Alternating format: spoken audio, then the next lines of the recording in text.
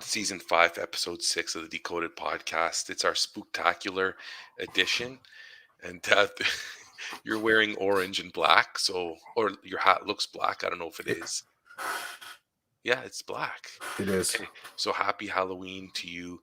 I did not get to, I was not in any elementary school yesterday. Actually, I wasn't in any school yesterday. The morning was working from home, making calls and in meetings. And then the afternoon, I was at the board office for a meeting.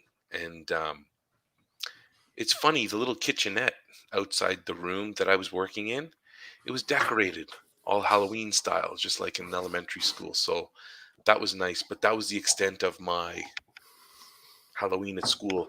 And my wife, who I never talk about on the podcast, but now it's the second week in a row, um, she gave me the side eye yesterday. She's like, "Are you missing? Are you missing any of this? Like this whole Halloween go to school dressed up?" I'm like, I am missing, there is some fun around it. Obviously, it makes for a different day. I can say that now, not being in the classroom, but when you're in the classroom, the kids are bonkers, right? Like Mm. they are wound and they are just ready to explode. And most of them, there's some that come to school very sad and very, they don't feel that spirit. And we have to look out for them too. So this is the spectacular edition of the Decoded Podcast. I don't think we probably have over the years talked about near Halloween. I don't know. I can't remember any of those episodes because, we have so many. We do. We're very festive. Okay, so I want to start off with something I saw on Twitter that's just like, dude, I'm laughing, it's killing me. I don't know what to do with it. So this teacher on Twitter, okay, this individual says, "I'm new to Twitter and I'm here to do the learning," or whatever. And people start follow. So that's the only tweet. Actually, you know what? I'm actually going to get the tweet because I want to do it some justice here.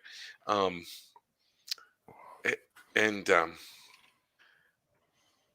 Here we go. So this person, there's no profile description for this person, okay? And it says the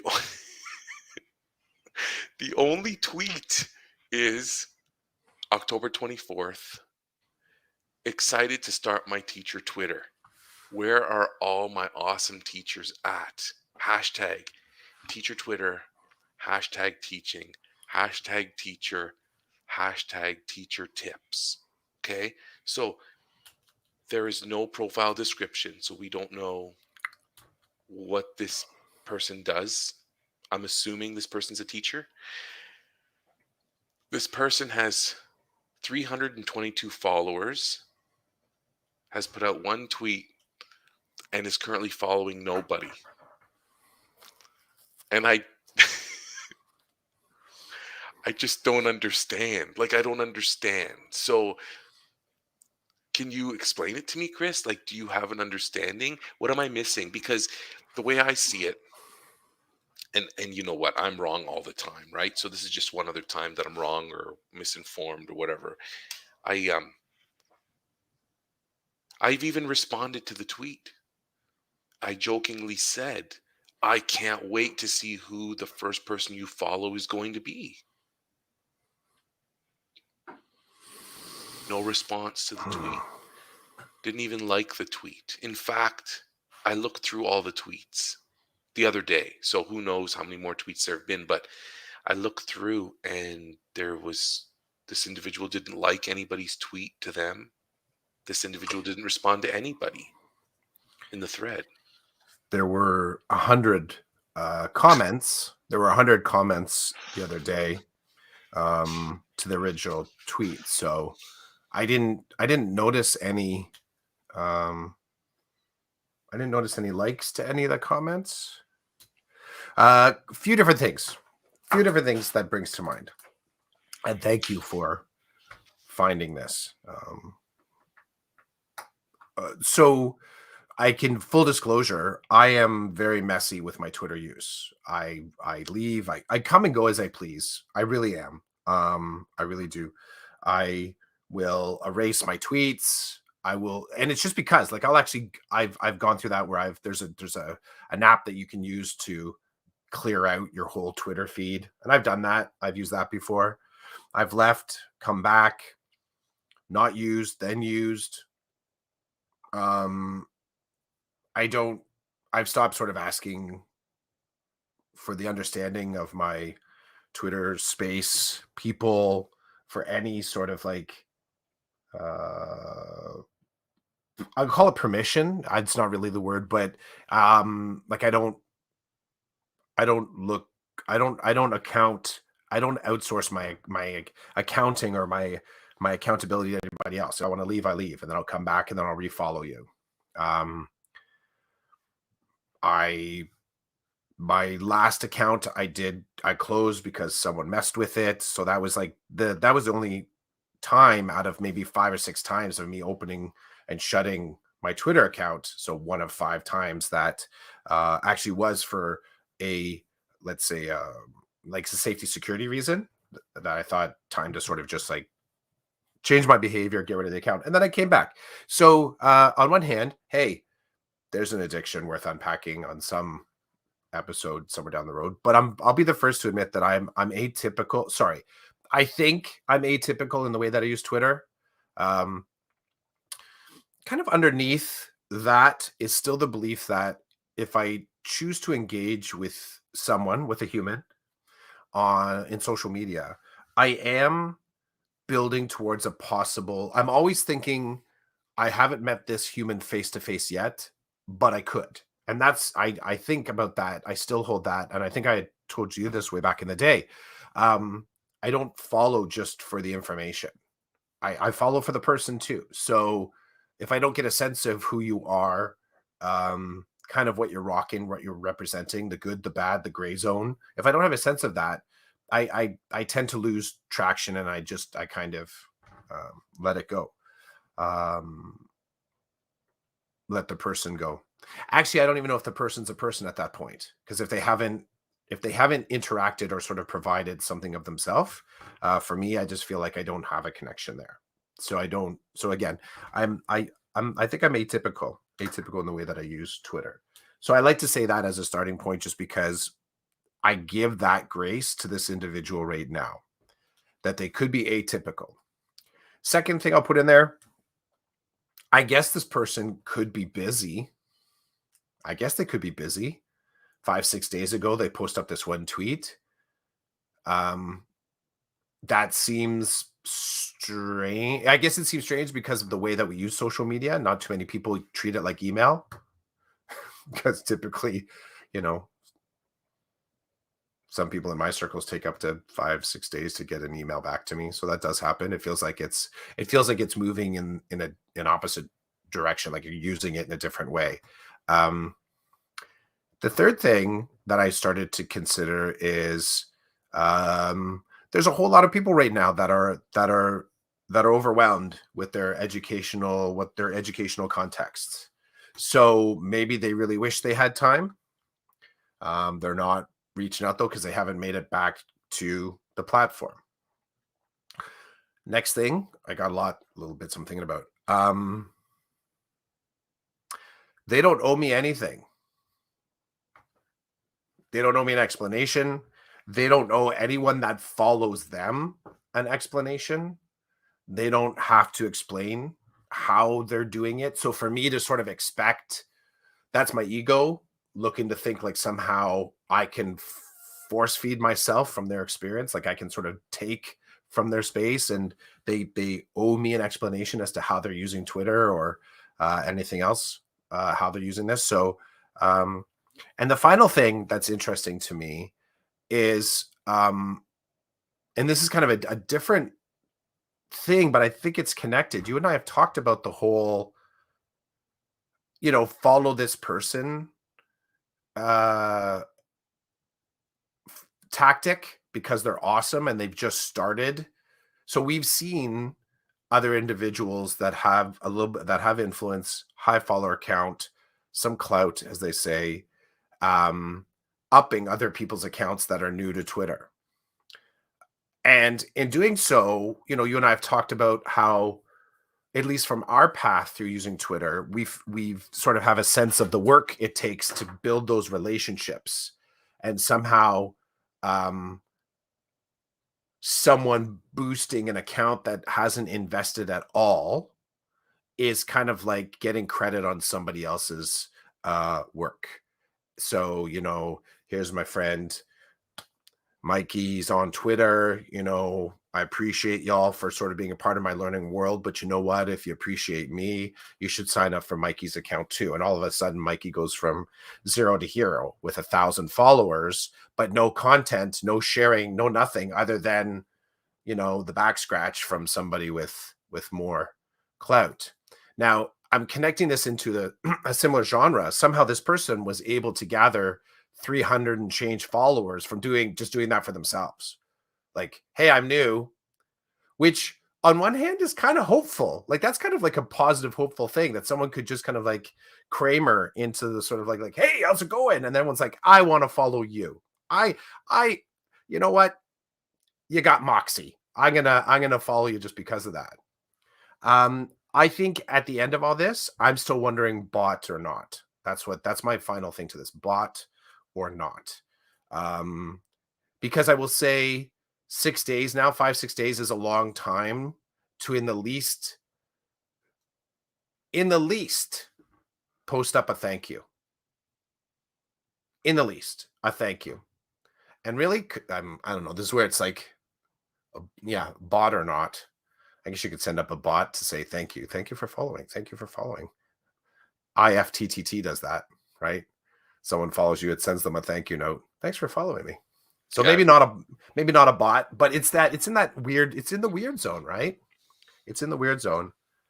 A benefit of the doubt, assume positive intention, bot or not. That could be a Sounds new segment. it That could sounds be like a a game show. It sounds no, like a game show, bot sounds or like not. our new security software being released by Decoded Podcast. Nice. Add it to the list. Added to the list, Bot or bot not. or not. How is that not a thing? Maybe it is. Oh, it might be. I'll let you Google it while I blab about my PayPal issue.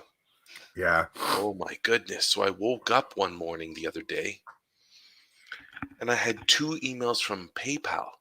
The first email said that a new email address has been added to my account. A new primary email address had been added to my account, which I didn't do.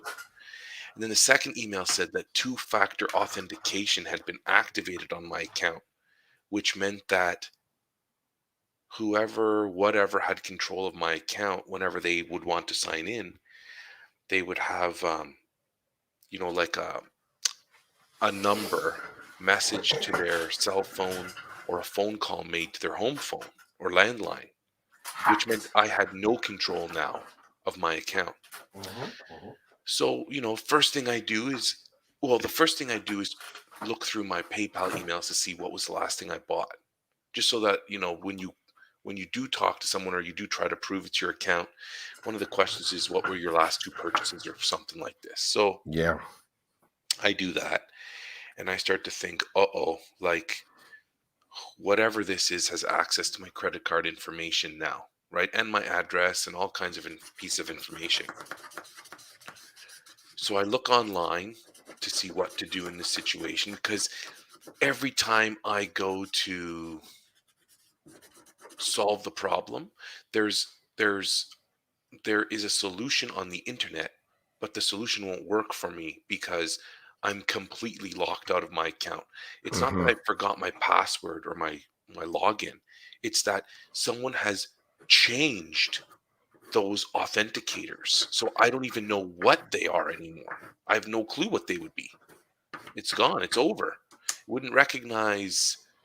And I did have that primary email address, but then I thought if that email is a phishing email, then I'm jumping into the pond and I'm not interested in doing that.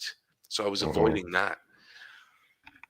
So I exhaust like the internet. I can't find any answers on PayPal. And so I find a phone number, which I'll tell you was not easy to get either. You're gonna love this. On the PayPal site, when you click on call us, it brings you to their login page. They're like, you should log in first so that we know everything about you when we talk to you on the phone. And I'm like, no, no, you don't understand. I can't even, you want me to call you, but I have to log in first? This is ridiculous. So I do some more snooping on the internet and I find the PayPal phone number, which wasn't easy. It was not obvious or easy to get. I get it and I call. And right now I'm at home and it's like 6:30 in the morning. Um 7 a.m. in the morning. They're closed. They're not Mhm. open until um 9 a.m. Eastern time, which blows me away that a place like PayPal doesn't have operators available 24 hours a day, 7 days a week because of the nature of their work or whatever. But anyway, so I call them, and getting to an agent was next to impossible. It's one of those AI systems. Tell me what you're here for. And I'm like, I want to speak to an agent. What is the problem? Log in. They go through a list of stuff. Are any of these your issue? I want to speak to an agent. Dude, I must have answered like 50 questions before they're like, oh, we're going to get you an agent now. Agent comes on the phone and you can imagine I'm ready to kill somebody. Mhm. I'm like, the guy was really polite as he's supposed to be. And I said, listen, lots of great questions here, but I can't get in. Like, I believe my login and my password have both been changed. And so I tell him I got an email said this, then I got an email said that. He's like, okay. He asked me some security questions. I was able to answer them no problem. And then he's like, I will reactivate your account. So he went into my account, turned off the two-factor authentication, reset my email to the email that I wanted, and then told me how to turn on two-factor authentication so I could do it myself, which I did. So I'm good now. Mhm. I've told this story to like half a dozen people, and I've told maybe three people face to face and three people virtually, and the face to face people literally pulled out their phone and were logging into their PayPal account to turn on their two-factor authentication as I'm telling them the story. They're like, this sucks, dude. Did anybody buy anything? Did you?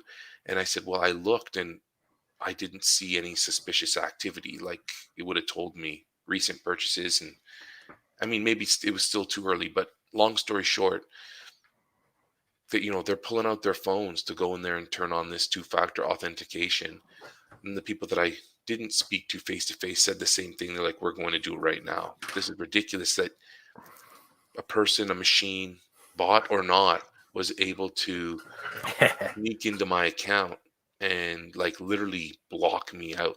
Because sometimes you get a message that says, did you try to change your password or did you try to log into your account from Hong Kong?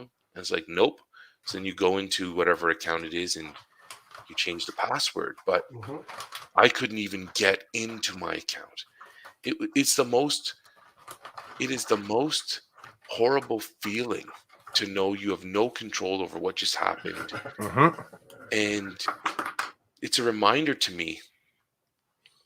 So PayPal's, I think, the only site where I allow the software to save my credit card number. Because, Okay. like when I buy, like if I go to buy something Canadian Tire online, you enter in your information, then it says, do you want us to save this credit card information to make it easier next time? I always say no. I'm like, no, it won't be easier next time, especially if somebody gets in here and has access to it. So there's my PayPal story. Another bot or not story. I don't know. Like, it's got to be a machine doing this, right? Like, it's not a human. It's not a human. It's got to be Not a, software or something that's been written to do these things. yeah, likely. Yeah, Likely. likely. I mean, if it is a human, I'd love to meet them because I think it's fantastic that they can do these things. But Yeah, I think that's sort of like part of the um like data farming, like just Hmm. people that have software that has the ability to kind of just go through susceptible systems and find, you know, weak systems. Like that's, I think that's just where what happens. This week I had to get, I think I told you about this. I had to go get some blood work done, and the where I went, this lab that I went to, they don't do face-to-face booking anymore. So you're forced to go online and book through their website. You can call, but calling doesn't assure that you're going to get a human. Like you'll wait online for quite a bit of time. And you know, I'm standing. So getting this blood work, it wasn't on the list of things to do this past week. It just kind of happened, and my doctor said, "Hey, get this done. We're going to do some other tests." I was like, "Okay, cool." So I go online, and I'm thinking to myself, "There's no way I'm going to get an appointment this week, right?" And you know, I think it's, you know, this week I had this week off, the fall break. I was like, "There's no way that's going to work. You don't get to call the doctor's office at the last minute and get an appointment, right? It just doesn't happen. It doesn't happen to me. That's not my life." So, but I go on the website, and dude, there's an appointment. There's an appointment available at. So I'm doing this on a like a Tuesday, and there's an appointment available on the Wednesday for like 10:10. I'm like, I'm going for it. Why not? I'll take it. And like, there's nothing else for 2 or 3 weeks. But I'm not thinking much of it at the time. I get to the appointment, and the person said, "You're not on the list." They had a printed list, so they were kind of doing there was a lineup out front of the lab. You didn't even get to go in. We're all lined up outside the lab. And then I said, "Well, I just made it yesterday." And they said, "Oh, you must have had a cancellation." So they go in, they had a printed page. And you know, the only way you can refresh a printed page is to go print out another page. You can't just hit the refresh on the screen and say, "Oh, new person signed up." So they go in, they bring out a fresh page. I'm like, "Oh, they said, there you are." No joke, dude. Within 5 minutes, so I was there a little bit early. Um, Within 5 minutes, 10 people showed up trying to get appointments. Some of them were actually in the line with me, and I think they sort of overheard part of the conversation, but I think they thought I made an appointment right then because of all the talking.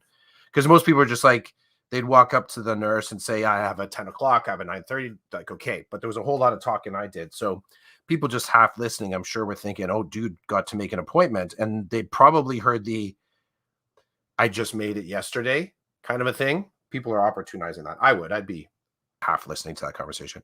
But here's where, you know, it kind of connects with your experience. There were people rolling up that there were so many rolling up saying, "Well, I was just dropped off," or like everyone a seemingly good reason to try and get in that day. Um, and some people also saying, "Well, I don't have a computer." And, you know, I've called and I waited online for an hour and nobody picked up. I was feeling for those people that like that really that bites. Because it's funny when you say, you know, not being able to talk to a person, like that was an issue pre-COVID with our, you know, the AI answering machines. That was pre-COVID. And I feel like in some ways it's gotten worse. Like it's gotten even um either by volume of calls or by the way they bury the menus. So you have to go through 22 menus before you can actually find, or instability in the system you get hung up on for seemingly no reason. But I think that's a bot. I think they're like, okay, we've given this person X number of tries. Um, yeah, just I was thinking about that. Like some people I'm figuring they don't have a way, they don't have a way to do the thing that will get them what they need. They actually can't just go home or from their phone right there, eh? How many times have you saw my photos posted up from this past week? I went to that haunted Halloween walk near my house. It was really cool. And So we booked that. It was free through the city, but we booked that last week. I don't know. And went online and we book it. And there were people right there walking up to the like the front of the path, and the person saying to them, "Did you book?" And they're like, "Oh no." And they were going right onto their phone right there in line and doing it.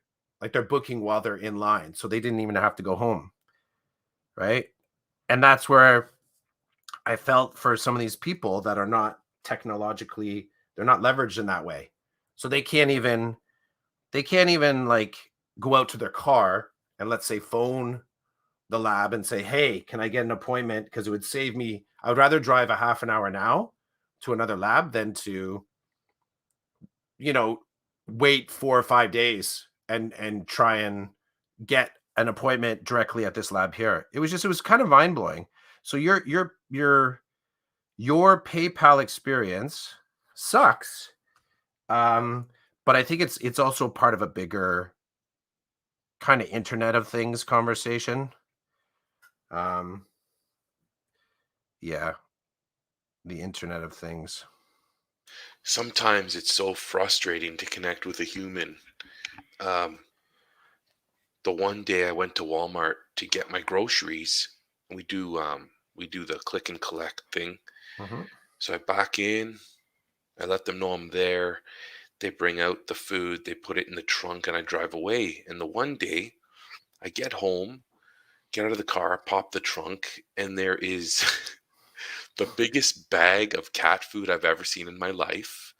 Dude, I And still have the jumbo jar of olives. You should see this thing. It actually is. I have a large head. It's the same size as my head. It's sitting up there. Manzanella olives stuffed with I those things, those red, yeah, the red stuffed. pepper. Yeah, yeah, Yeah, yeah. I got the same So thing. and so there's the biggest bag of cat food I've ever seen, and bales of like hay for like rabbit food, guinea pig food type Yeah, of yeah, thing. yeah, Yeah. yeah. So I'm like, this is weird, but you know what? This is funny too. The first thing I thought was, I guess my wife is doing something with her class, so Oh, she, that's right, because you don't do the ordering. You do the pickup. I do the pickup, but I'm thinking, okay, there's got to be a reason, Yeah, even though yeah. it's really weird. So I bring everything in, and anyway, put the stuff away, and I see my wife, and I'm like, hey, like, would you mind telling me what all the cat food and the hay is for? And she's like, "Excuse me?" I'm like, "Come see what I brought home from Walmart." So she looks and she's like, "That's not ours. We didn't order that." I'm like, "Okay."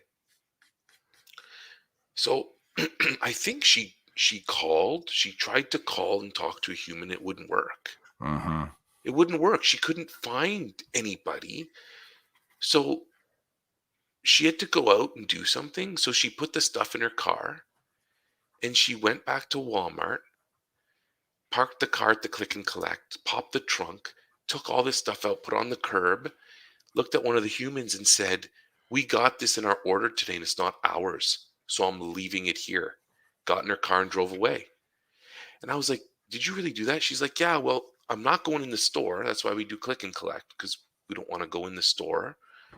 And the phone system won't work. Like, we can't get anybody to help us." So I just pulled up and said, "You put this in our order. It's not ours. That means somebody else didn't get their cat food and all their guinea pig, rabbit hay or whatever." So they just looked at her and she drove away. Now, the next week or the week after, I get home and my wife is like, "Where's the such and such?" I'm like, "That wasn't in the order. Where's this? Basically, we were missing 2 bags of groceries that we infer or deduce that all comes from a certain section of the store, and so that was missing. Mhm. So my wife is like, "Here we go." So she starts making some calls and finally gets a human. She's like, she's telling them, "We did not get all these things." And my wife's like, "I don't know how you people do it, but it, if you did it in a logical way, all these things are coming from the same spot in the store.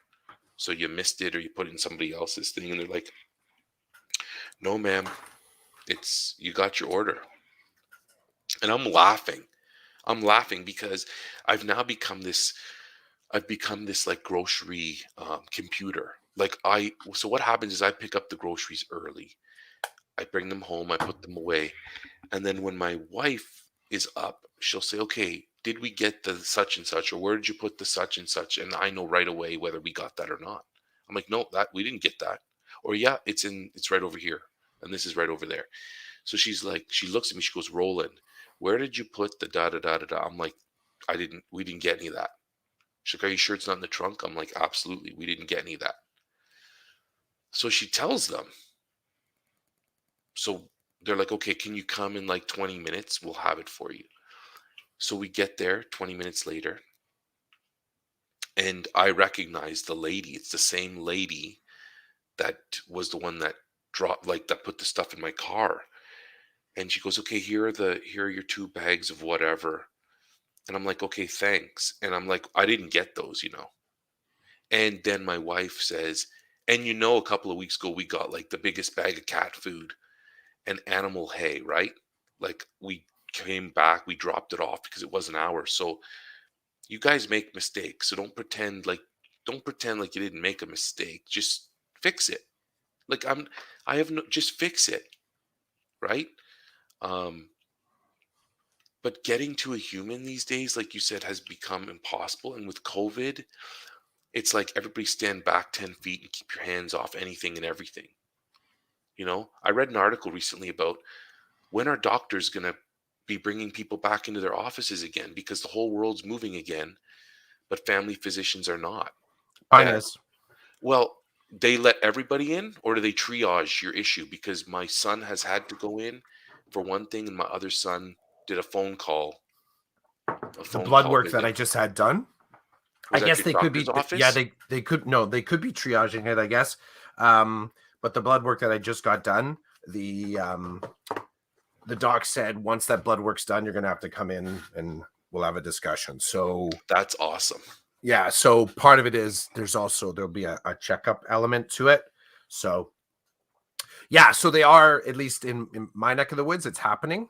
Well, it may be Um, happening for certain things yeah, yeah, because I agreed. know my doctor will see people for certain things, but I've called the doctor a couple of times and it's like he'll call you at this time on this day. Hmm. Okay. They don't want to see you because you're diseased, but they work with humans. Just like we tried it in teaching, we taught remotely, and some people are still teaching remotely, and it's a bit of a gong show. So I don't know what to tell you, man. I don't know.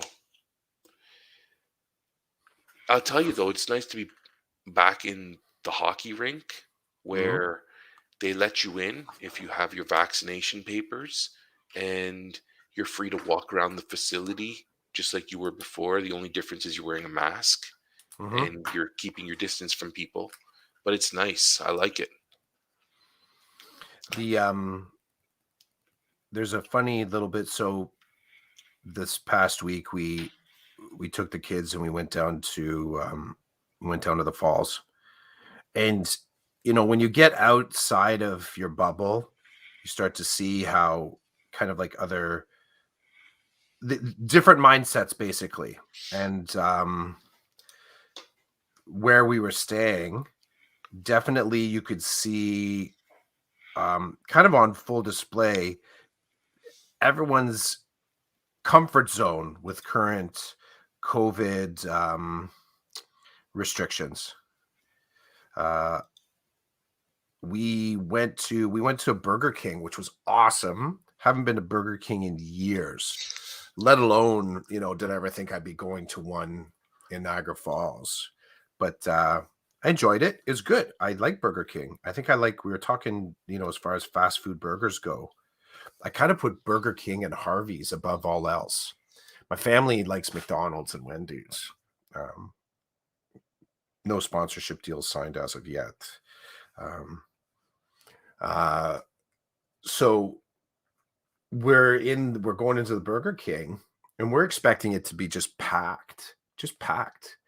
And it's not. Mostly due to the determination and resoluteness of this 16-year-old standing at the door asking people for their vax passports and limiting the number of people that'll come in. So if you're trying to get takeout, doesn't matter how big your group is, one person was allowed in. If you have the group, then obviously everyone has to have their vax passports. And we ended up sitting at it's kind of like a bench seat that faced out towards Clifton Hill, like it was right at the window. So we could also see the space, the walk up where people were walking in. And man, there were angry people, dude. There were angry people coming up, not they don't have their passport. They don't have their details in order to get in. So that was stunning. It was stunning to sort of see through that. Highlight of that trip, was the pizza place though. And I still got to throw props out to God. I can't remember, what was it? Frankie's Pizza or Nick's Pizza? Do you remember? Frankie's Pizza. I think Frankie's. I gotta check my history. I think it was Frankie's Pizza. It's funny that you talk about Burger King because we recently had Burger King because we're driving home from somewhere and the kids are like, you know what? What is this Burger King thing? Because it's not there. That's the other thing too. I find sometimes when you get caught up, you go to the closest thing or what you know best, and it's like Burger King has never been a big thing here. Like there's only a couple of locations. Maybe there's more. I'm not even sure, but there was only one in up near us, and it was actually at a movie theater. So wow. I'm always suspect of when you put a kiosk inside of another business that it's actually going to be as good as the standalones. I don't know. It's a weird bias. It's the same reason I'm not a big fan of food courts over actually going to a restaurant. Now, there are some franchises that are only food courts, and bless them, because I love them. I like those ones because I feel like those, I don't know, my brain just kind of goes, if I have a choice to go to a McDonald's in a food court versus a McDonald's at an actual standalone store, I would probably take the standalone store. I don't know, what is that? I don't know what that is, but there seems to be, I don't know, seems more authentic McDonald's. What is that even? But yeah, weird. But we got Burger King and it was delicious.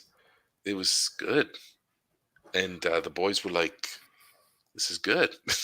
I'm like, well, don't like it too much because we don't want to be spending too much time there. But sometimes it's nice to do something different. Had the Whopper. I'm a fan of the Whopper. I love the Whopper. It's a delicious burger. It is a delicious. Would you say sandwich? Do you go so far? Would you say it's a Whopper's a burger? Okay, not a sandwich. Well, I believe burgers are sandwiches, but gotcha. It's a type of sandwich. Yeah, fair enough. There was something else I wanted to. I've started to put more things to the. Actually, I know what do you want to talk a little bit about the side eye? Sure. I was going to get you to talk about your sandwich and, or would you call that a sandwich? What, that thing that you ate? Yeah. So, my fam, I think last year. So I've taken a lot of cues from you, following some food accounts, right? I'm not the sit up after midnight ish and sort of watch it on YouTube. I like the sort of some of the straight feed. I know. You rock that. Chids is pointing to himself. This guy likes the YouTube feed, pointing to himself with two thumbs. I'm more just like the Instagram posts, and I try and keep it local. Now, admittedly, local for me is also some spaces that I've traveled to. I don't have any food feeds on Insta that I haven't been to that place. So I still have some food feeds, this past year. It's been Montreal, Toronto, been to Waterloo, around where my region, York region. I got spaces like that. So I think it was maybe 2 years ago, heard about a sandwich shop opening up down in Richmond Hill. And I think it's called Topol, Topol sandwiches. So I'm like, okay, fam, let's do it. We added that to our list. We did a travel down there, had a sandwich. It was delicious. Now, the family there, like the family in another restaurant, another sandwich shop called Bomba, which is a Persian background. Now, I have no grounding in understanding what would be a Persian sandwich. I don't. I don't. I just know that both places advertise that they're serving Persian products. So I was like, okay, there's got to be something here to the style of the sandwich. There was a type of sausage in the sandwich. The torpedo roll up of it was similar in the two places. So again, the two places, Topple Sandwiches down in Richmond Hill, I believe it's Richmond Hill, and then another place where I live at Newmarket called Bombowich. So Bombowich, I think, has been open for like maybe a year. It's fairly fresh, and it's right beside a place that you and I have visited, the Chez Talal, when we went for falafel sandwiches. So literally, like, you just walk across that parking lot where you and I parked. It was right there. We could have gone right from Chez Talal and went over and had a second sandwich. So I go in there and I order the sandwich and I get their big bomb. And their big bomb is a crusty French stick, like French baguette. And inside there's chopped parsley, there's chopped pickles, there's whatever their bomb sauce is, which is kind of like a mayonnaise kind of a base sauce. There's something garlicky in there I couldn't quite figure out. Two different meats. Plus this other kind of sausage that's reminiscent, jambari sausage. Apologies. But it's the same sausage that was in the Topple sandwich shop. The Topple sandwich shop, however, more of their sandwiches, what we saw, had sort of like a tomato-based sauce, a part of it. Some paprika flavor in there, a little bit of cumin, a different flavor profile.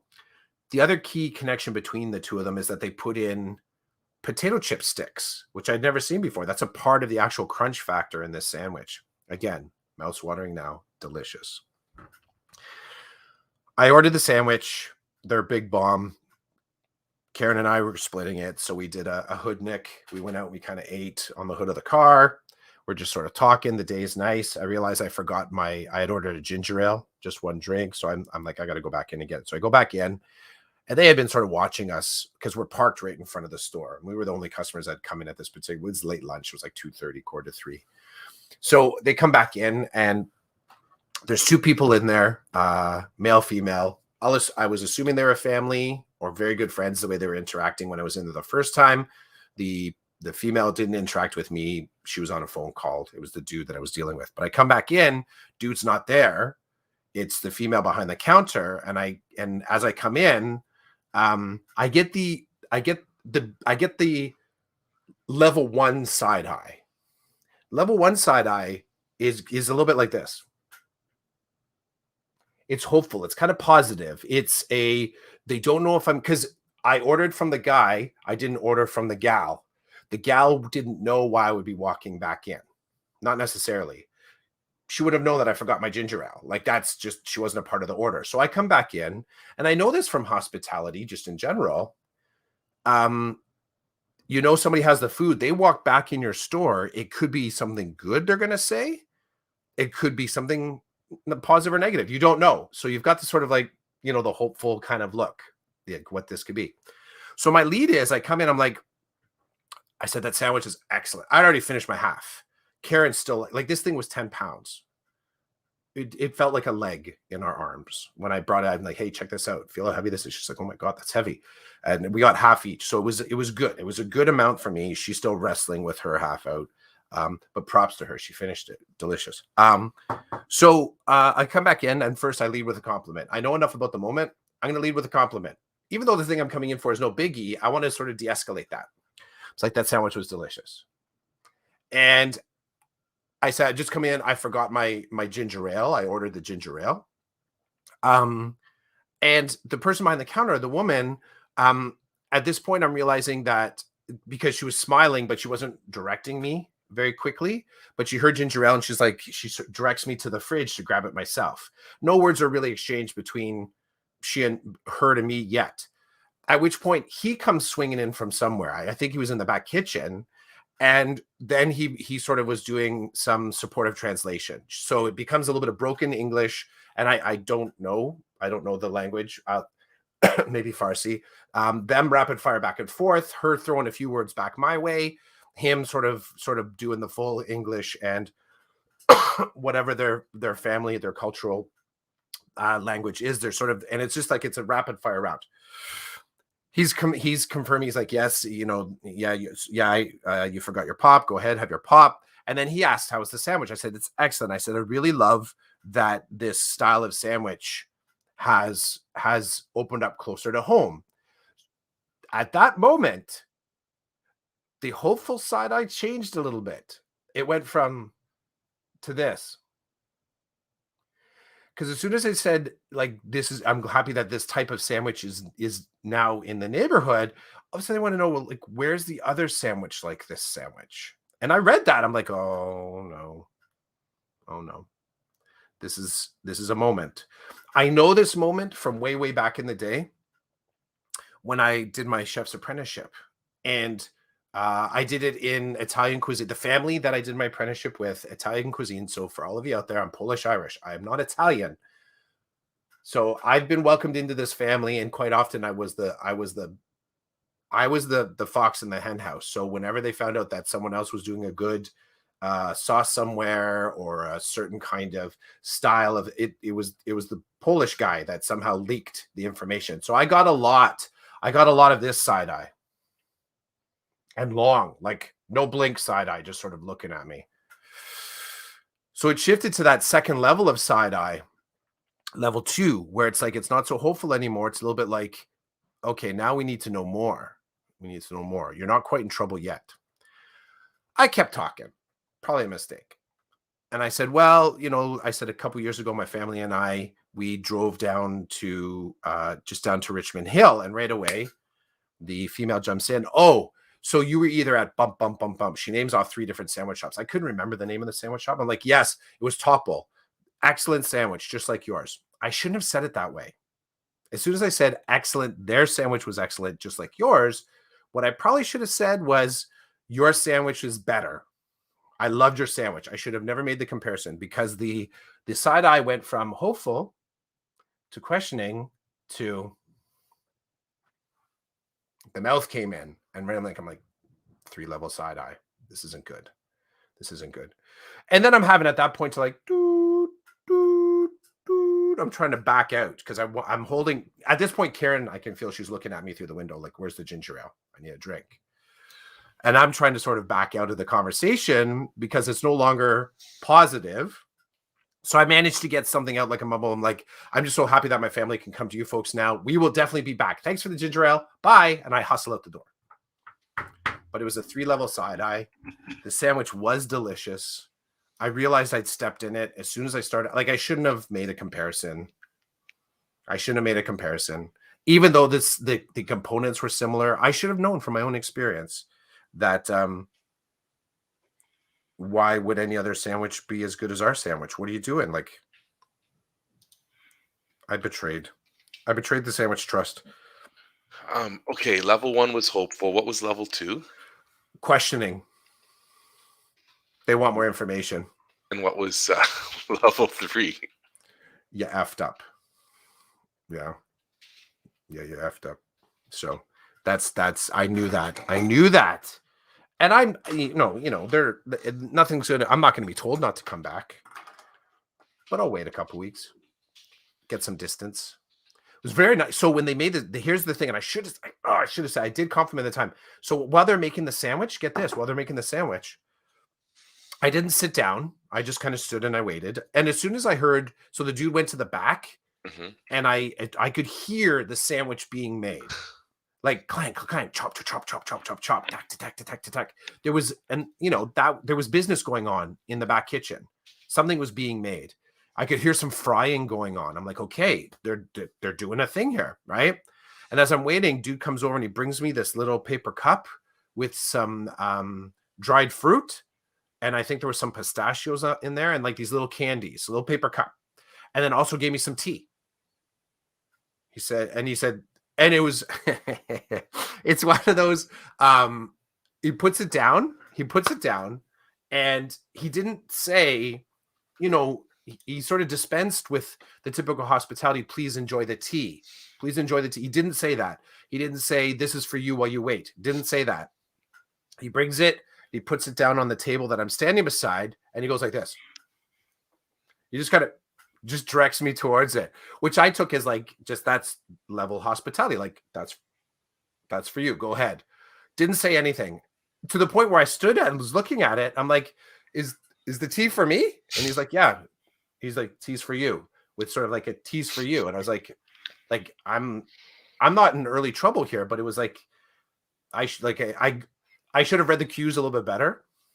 But it definitely was not what you would say was a like they were not looking to be the typical pleasantries as far as hosting you are very different. And again, I should have cued back to working for the Italian family, because often I was yelled at, and if you took that on face level, that would mean you're in trouble. But I was always more fearful when nobody was talking to me and nobody was yelling at me. Like when they didn't talk to me, that was a problem. And this is what cued me up in the side eye, right? The side eye that kind of just like, you had to go talk about the other sandwich. That's the word stopped. And me like you, maybe not me like you, but me definitely, when my words fail me, I'm in trouble. If I can't talk it through, I'm in trouble. In trouble. And I love, me sharing this with you, you're like, I love the sandwich. Thanks for the photo. Thanks for the expression of the side eye. And I loved how you spoke of it from like your sort of personal experience. Like you've seen this side eye from inside the group, like an in-group sort of experience of that. Oh yeah. Yeah. So your comment about the side eye brought me right back to a situation when I was a little boy. My father took me somewhere to visit he went to visit a friend who owned like a Middle Eastern store. My dad bought me a falafel sandwich, and I bit into it, and falafel can be, it can have a bitterness to it. Absolutely. The And turnip, part of the turnip will do it. Some of the sauces. even the actual falafel ball, like the stuff that they put together to fry it, it Right. can be, it's not sugary, it's savory, and there could be a little bit of bitterness there. Just a tad, like, but Yep. whatever. As a kid, as I've told you, and I've learned this, and this is the best thing I ever learned about science, is that your taste buds change and develop over time. And so, as a young person with undeveloped taste buds, you Dude, taste it's a things differently. fluency, eh? It's a fluency. Totally, yeah, and Yeah. it's like a spectrum. And so, when I was a kid, that the taste of falafel was not one that worked for me. And so, Mm. anyway, and then now I love falafel. So it's like I love that taste. But anyway, going back to when I was a kid, so my dad brings me to this place, and everybody in there's proud, right? Everybody's so proud of everything. My dad's proud of me, the man's proud of his restaurant slash store. Like it's anyway. A lot of pride. So I a lot of pride. I take a lot of BS too, right? Because anyway. So I take a bite and I look at my dad. I'm like, I don't want this. And my dad's looking at me like he's going to give me the Lebanon 1989, which is, I'm holding up my hand. It's like the smack across the head. Like you don't, Woo.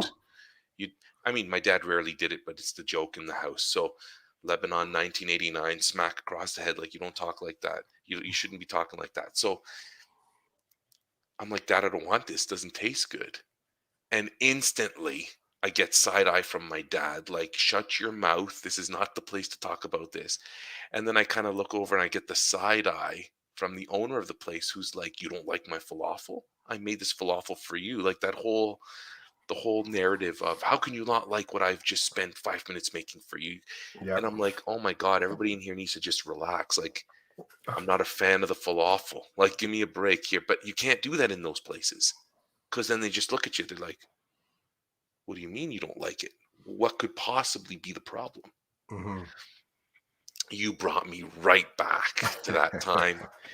And then it reminds me of when you were last in Waterloo and we did our food crawl, Mm-hmm. and we went to the Korean fried chicken, and Mm-hmm. you Oh you yeah. you walked in to ask a question, and they jumped you like they were, like it was militant how they came at you, Mm-hmm. right? And then I you went wanted to know the garnish, right, because but we they were couldn't like, figure out what "What's the wrong?" garnish. Yeah.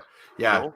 It's just like, yo, is this pickled turnip? And they're like, yes, it's turnip. I'm like, okay, thank you. I said, and again, I wasn't even fast enough to lead with a compliment because the chicken was delicious. The It was sauce good, chicken yeah. was very good. Yeah. So before I let you go for the day, Hmm. because I gotta go, Hmm. Ramona's done cooking turkeys. She just wrote here. She's late to the party today. Good morning. Hello, Ramona. Thanks for coming. Hopefully the turkeys are good. And so hi to Ramona and a shout out to Carlos. Carlos C Rock, Yep. who was watching us, listening to us one morning this week, and he was saying some very nice things about listening to us or watching us do the podcast. I'd be curious. Maybe if he's listening, I wonder if he's experienced. I can next week talk about the Polish side eye Oh my because I've God, I will yeah. guarantee you right now that Carlos can talk about the El Salvadorian side eye. Like without, Mhm. hey, I work with And his if it's sister. leveled, is there leveled? Oh, Because okay. I think like I think it depending on who you are in that relationship, you don't get the levels. Like I think I was gifted with levels, right? They allowed me to a moment to fix it. Sometimes because I'm from the in group, the Dutch mother side eye. There we go. So we know if you're actually a part of the family, you can jump from like level 0 to level 3 right away, and level 3 can come with some correction. So So I work with Carlos's sister, mhm, and I've seen her give me the side eye, and I've seen mhm, her give other people the side eye. So what's really fascinating is we'll be in a meeting and somebody will say something or somebody will say something to her and I will see it. I will see it and I laugh inside because I'm like, it's right there. Like there's no doubt there's side eye there. So, oh mhm. yeah, I'm sure Carlos, I'm sure, you know what? I bet now that I think about it, when Carlos talks about his kids and his nephew, Carlos has a side eye for sure. But anyway, yeah. Um, I like that Ramona Dutch mother side eye. I think it's universal, bro. I think the side eye is universal. Um, I'm going to say something I think maybe controversial before I let everybody go for the day, but Light us up. um, the ethnic side eye is, oh man, no, this is going to, I don't, it seems to me like the ethnic side eye is a lot more natural than the Caucasian side eye. Hmm. I know it's controversial. I don't even it's probably rooted in all kinds of biases. But when I've been with my Caucasian friends and their dad tries to give them the side eye, it's not the same as when I see like an ethnic dad giving the side eye. I don't know. It's I'm being racist. Um, I but think it's it's something. I'm guessing that when you talk about the body language, like it's the moment that you stepped in it, like you letting you stepped in it. It's the early warning system. They're giving you like a couple seconds grace here, where maybe the person realizes they're about to be triggered by the next thing you say, so they're starting to give you a little bit of that side eye. You as the reader of that body language are like, if you're not skilled in it, I know you kind of mentioned maybe you're getting a smack or you're getting a correction of some sort. Um, I guess I have to say I enjoy the ethnic side eye.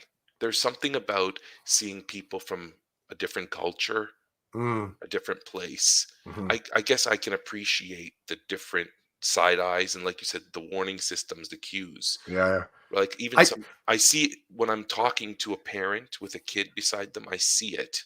I'm like, there's the side eye. yeah. It's I in the moment it's funny. I think I was reading more the side eye because it's let's say non-ethnic based. It was a culinary side eye I get it. That's fair because too. I mean the truth of it is, let's say we're talking about some pretty heavy duty intersectionality here, dude, right? We Mm. could talk about it from an ethnic background. Like don't even get me started if you're doing ethnic mother teacher side eye. That's complex because there's teacher side eye and culinary, right? Yeah, layer, layer, Mm. layer, layer, layer. So the culinary side eye, I think I was reading it as that at the moment. That's Because fair. there was similar, like there's a side eye book out there that elders read from, that you develop, you enter into the you get mentored into the side eye, and I think it's nonpartisan. So you could be in any yeah, tone of voice could definitely be a second indicator. Often, it depends on what grace the person giving the side eye is willing to give you, right? They could, yeah. I just playing it back the tape. I saw the three levels, and when I hit level 3, I knew I left. I turned and ran. Good for you. Yeah, I played So it. I played it well. I'm thinking the name of this episode is going to be called Levels of Side Eye. Beautiful picture of that Jack O lantern. Mhm. Thank you, Chris, for doing that. I I saw want. this week someone buying it up northern Canada, $65 for a Oh, pumpkin. I saw that 65. too. You saw that, yeah. I So saw. I was like, oh my goodness. yeah, $65. So I know. I hear the reasons why, but I don't believe they're good enough. nope. I don't. It's a This it's a is just thing. wrong. It's wrong. Yep. Well, you can't light me up now. I gotta go. So this was season 5, episode 6 of Mhm. our spooktacular episode, our Halloween episode. Our side eye. Side eye or how I wanted to also call it howdy, but that's an inside Howdy. joke. Howdy, side eye. Well, I'm wishing you a great Halloween with Thank your you. kids. Thank you. Maybe You as next week well. we'll talk about me being that Halloween guy with the rotten Mhm. pumpkins and the secondhand candy. We'll have to talk about And the that next crap week. candy. The The crap crap. crap candy. Yeah, the crap candy. Thanks to Ramona for jumping in, even though she's an hour late. It's okay, Ramona. And Carlos, thanks for Come listening. as you are, right? Come Thanks as for you are. listening 3 weeks later. And poor Shref, he probably doesn't even know we exist anymore because I haven't posted up. Shref's busy in his administrative duties, right? Shref's busy, man. And if he ever, I don't even know if he listens to us anymore, but if he does, he's going to be upset with me because I'm like 6 episodes behind. But anyway, okay. Oh, All right, thanks, bro. Ramona. Ramona says Happy Happy Halloween to all happy our Halloween. listeners. We'll catch you later. Ciao. Peace.